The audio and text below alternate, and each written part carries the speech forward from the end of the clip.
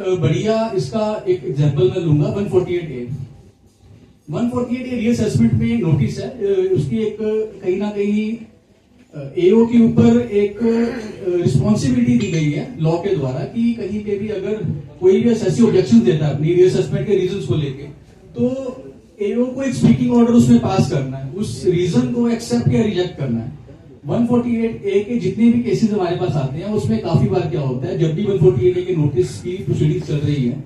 एओ ने अपने reasons communicate कर दिए, एसएससी क्या करता है उसको रिवर्ट नहीं करेगा या उसको चैलेंज नहीं करेगा, एंड इवन दो उसको चैलेंज करेगा अभी, बट एओ अगर मान लो उसमें अपने कोई अच्छी रीजनिंग नहीं दे पाता, उसको हम फर्दर परस्यू नहीं करते।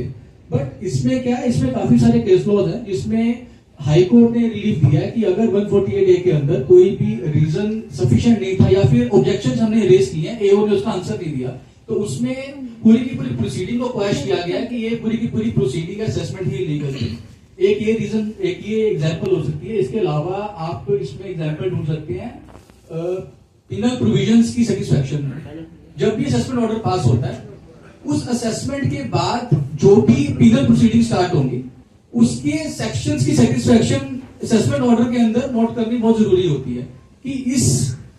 पिनल प्रोविजन को अगर हम लगा रहे हैं या इस प्रोसीडिंग को अगर हम स्टार्ट कर रहे हैं तो हम किन ग्राउंड्स पे कर रहे हैं और वो जो कंडीशंस हैं वो सेटिस्फाई हो रही है इस असेसमेंट की नहीं हो रही।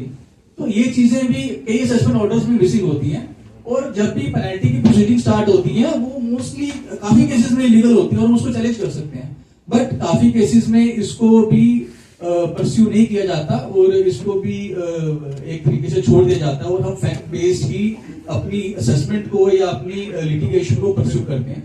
कुछ और भी रीजंस हैं, कुछ और भी फैक्ट्स हैं इसमें, और कुछ और भी तरीके के इसमें एग्जांपल्स हैं, but the fact of the matter is कि प्रोसीजर लॉ में फैक्ट बेस्ड लिटिगेशन तो सारे कर लेते हैं, बट अगर आप उसको डीपली स्टडी करें, प्रोसीजर में बहुत सारे डिफेंसेस हैं। 153A या C की भी एक अच्छी एग्जांपल है। जब भी सर्च एंड सीजर की प्रोसीडिंग्स होती हैं, अगर एओ के पास कोई ऐसा एविडेंस आता है ड्यूरिंग द सर्च जो कि किसी तीसरे पर्सन के बारे में है या उसके तीसरे पर्सन के बारे में वो डॉक्यूमेंट्स हैं जो कि प्रूव करते हैं कि उसकी इनकम एस्केप करी है असेसमेंट से,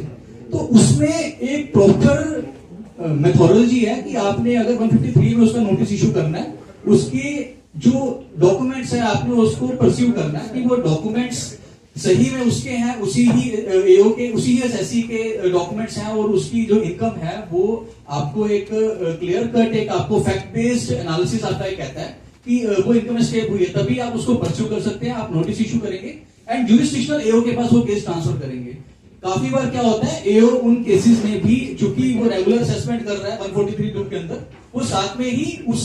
अदर एसएससी का भी ऑर्डर पास कर देता है, एंड उसमें कई बार इन केसेस को चैलेंज किया गया, इसको हाई कोर्ट में लेके गया गया और हाई कोर्ट ने पूरी की पूरी प्रोसीडिंग को ही इलीगल दिखा के उसको क्वैश किया है। उसका रीजन भी कि अगर लॉ के अंदर किसी भी तरह की असेसमेंट को परस्यू करने के लिए कोई अगर प्रोसीजर दिया गया तो उस प्रोसीजर की पालना करना बहुत जरूरी है, और उसको असेसमेंट को लीगल और टेक्निकल ग्राउंड्स पे कहीं ना कहीं फोर्स करना जो है उसके लिए टेक्निकली साउंड होना बहुत जरूरी है। तो गाइस मेरा यही व्यू पॉइंट है कि जब भी हम लिटिगेशन को कर रहे हैं, हम फैक्ट बेस्ड या लॉ बेस्ड अगर हम उसको परस्यू करते हैं वो बहुत अच्छी बात है, बट कहीं ना कहीं हमें प्रोसीजर का भी ध्यान रखना है। आपको हमेशा एक चीज पे ध्यान देना है कि कहीं पे भी अगर लॉ में लिखा है कि यहाँ पे एओ को या कमिश्नर को स्पीकिंग ऑर्डर पास करना है, और अगर वो स्पीकिंग ऑर्डर पास नहीं हुआ या रीजंस नहीं दिए गए हैं या फिर वो ऑर्डर इतना डिटेल्ड नहीं है कि वो अपने रैशनल को एक्सप्लेन कर रहा है, तो we can always challenge it in the high court, और इसमें बहुत सारे 10 में से 8 या 10 में से 7 जो केस लॉज हैं वो फेवर में ही मिलेंगे आपको। So thank you guys, thank you for it.